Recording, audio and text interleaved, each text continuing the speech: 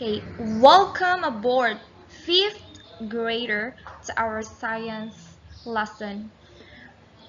So, we are now in lesson number 2, and we will be focusing about biodiversity of living organisms in your local area. Again, we will be talking about the biodiversity of living organisms in your local area. Are you ready to learn with me today? Okay, if you're ready, then get your pen and your notebook. Okay, so first and foremost, we will be defining the word biodiversity. Biodiversity. So it comes from the word bio means life and diversity meaning it's the differences. Okay?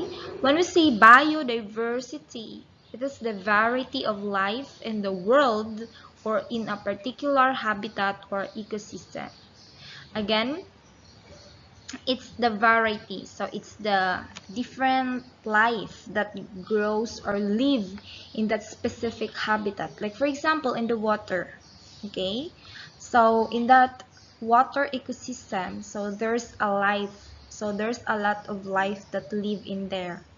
So that is biodiversity. So biodiversity of a living organism in your local area means it's the various living organism of different species in one area. So one type of a living organisms may have many different species. So such as the different types of species like crows, cats, and fish. So again, like for examples, there are different various types of what we called rows. Okay, so like for examples, we have miniature rose. We have also what we called azalea, azalea, and we have also the big rose. But all of these three flowers are called rose. But again, they are different in variety. Okay, they have different. Okay, same goes to the cat. So there is some variety of a cat.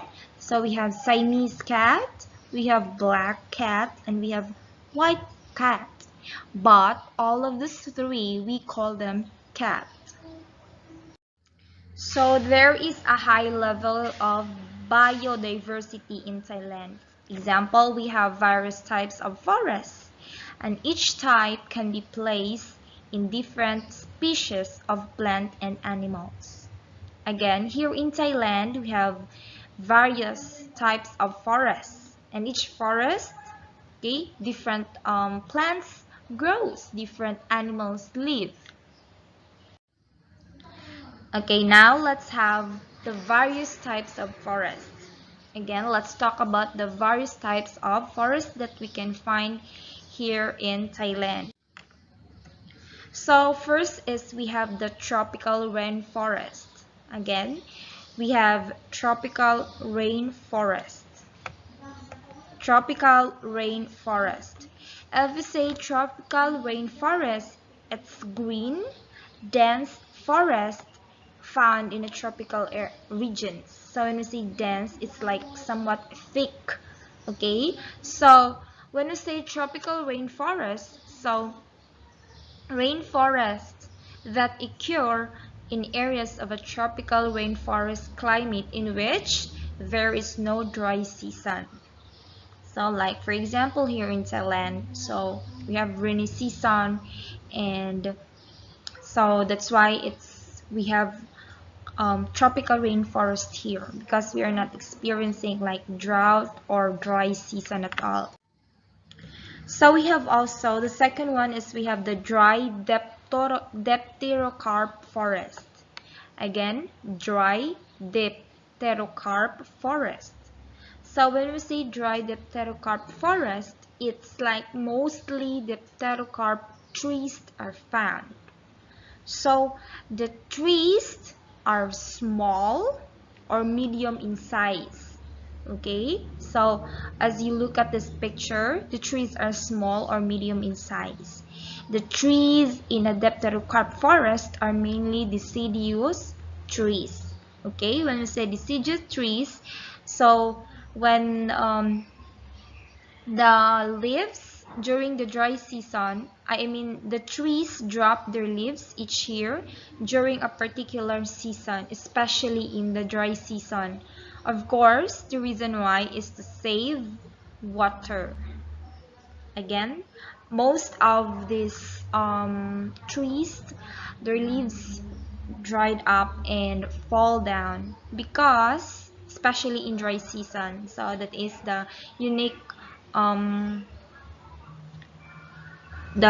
it's that's why it's unique, so it's called the dry dipterocarp forest.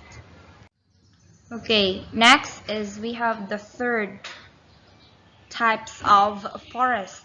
So we have what we call the dry evergreen forest. That's why it's called dry evergreen forest, because even it's dry season, there's still you can see green. Okay, the trees do not drop their leaves seasonally, so that's it.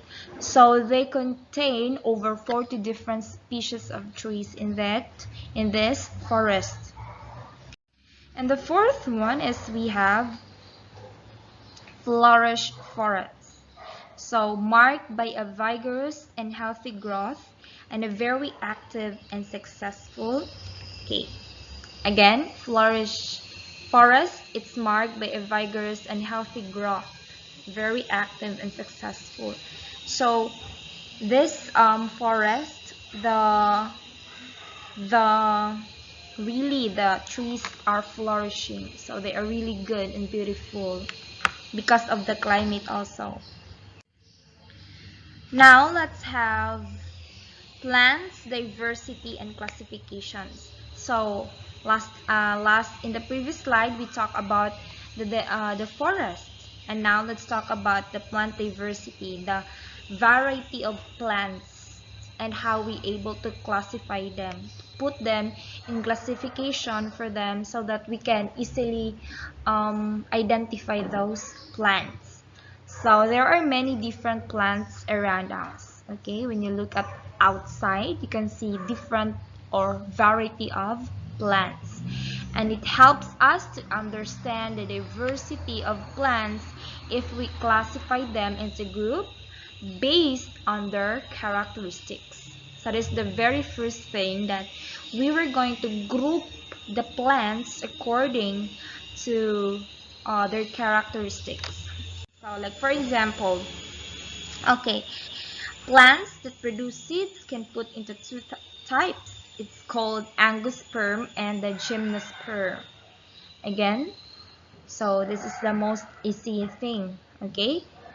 In plants, if we classify them, so we going to classify them according to the types of seeds, okay, of plants. So we can classify them by angiosperms and gymnosperms. So when we say angiosperms, so this plants, they produce flowers and bear their seeds in the fruit.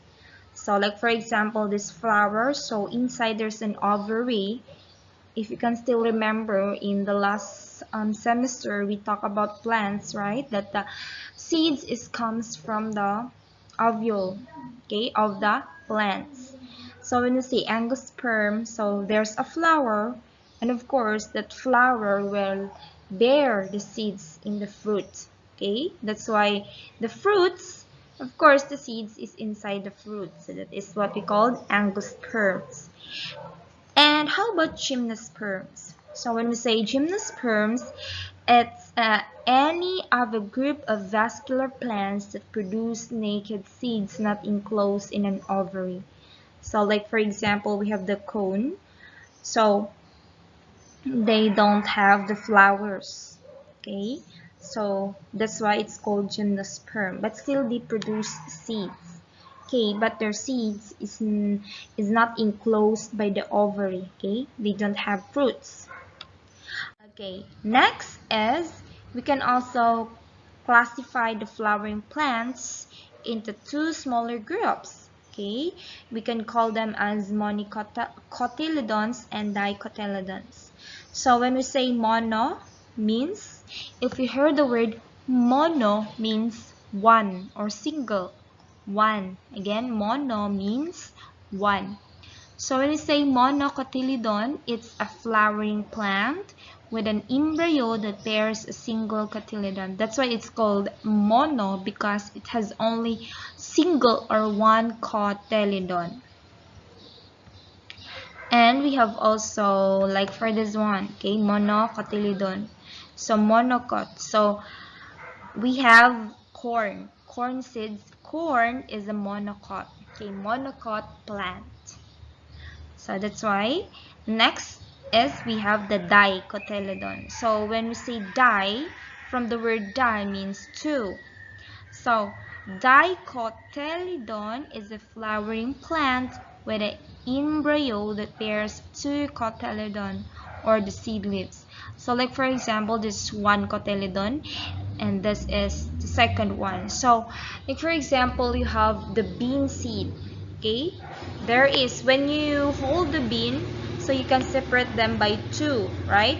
So that is what we call one cotyledon, and the second is the second cotyledon. So that is di, meaning two. Two cotyledon contains in one seed. So that's it. Like for example, we have this one. So again, the seed leaves are two because it's a dicot plant. Again, we have monocot plant and we have the dicot plant. Okay, now let's differentiate the monocotyledon from the dicotyledon. Again, mono means one, cotyledon, and dicotyledon means two. Okay, let's differentiate them by the number of seed leaves. So in monocotyledon, we can just see one cotyledon. Again, only one, single. For dicot, we have two cotyledon. Okay, that is the number of seed leaves. Next is, how about the root type? Okay, monocotyledon has a fibrous root. Okay, fibrous root. So this is when if you're familiar, we have two types of roots. We have fibrous and we have taproot. Okay, fibrous root is just can only, like, it's not deep. The root is not deep, and it's, it's small. It's like veins. So that is fibrous root. Okay, how about the dicotyledon? So the dicotyledon is a taproot. Okay, taproot. So in taproot, we have what we call the primary root, and we have the secondary root, and we have the tertiary root. Meaning, if the plant is dicotyledon, meaning it's strong. Okay, that's why most of the trees are strong, because they have a taproot. It means trees are dicotyledon. Okay, next to that is we have the bud scar. Bud scar. Okay, this is the bud wherein the stem grow. Okay, so for monocotyledon, it's noticeable bud, so you can easily identify. You can easily notice the bud. While in dicotyledon, unnoticeable, meaning you cannot easily notice. Okay, the bud. When you say bud, it's the new or growing stem of the plants. So next is we have the leaf veins. Okay, the leaf veins. For monocotyledon, the leaf veins is parallel. Okay, parallel. So when we say parallel, so look at this one. If this is the leaf, example the corn, if you see the corn, the veins of the leaf is just straight, going up. Okay, going up. So that is parallel, meaning straight, going up from up to the bottom. It's straight. Okay, but for the dicotyledon, it's net like leaf veins. say, look at this. It's like there's a lot of veins, okay? So that is dicotyledon. So when you get a leaf and then compare the leaf of a corn and a leaf of a tree, so that's it. So when you say mono, like for the leaf of the corn, you can see parallel veins, so meaning straight. And when you say dicotyledon, so it's like there's a lot of veins. So that's it. So now I want you to have your worksheet. So this is 5 items. So all you have to do is you have to check the correct answer. Again, you have to check the correct answer. Don't mind with the blank. Just check the correct answer. So for number 1, we have what is the characteristic of the monocotyledon roots? In terms of the root, so what is the characteristic?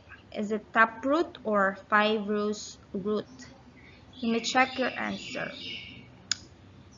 And for number 2, what is the characteristic of the dicotyledon roots? So what is the characteristics of the dicotyledon roots? Is it taproot or fibrous root? Okay, if you're ready, then you may check now your answer, and let's go to number 3. Number 3, a green, dense forest found in tropical region. So what do you call that forest? What type of forest is this? Is this dry dipterocarp forest? Is it dry evergreen forest? Or is it tropical rainforest? And for number 4, trees that do not drop their leaves seasonally. So what do you call that forest that the trees does not or do not drop their leaves season by season? Okay, is it dry dipterocarp forest, dry evergreen forest, or tropical rainforest? Okay, for the last number, a flowering plant with an embryo that bears a single cotyledon. So what do you call that? Only one cotyledon. Is it monocotyledon or dicotyledon?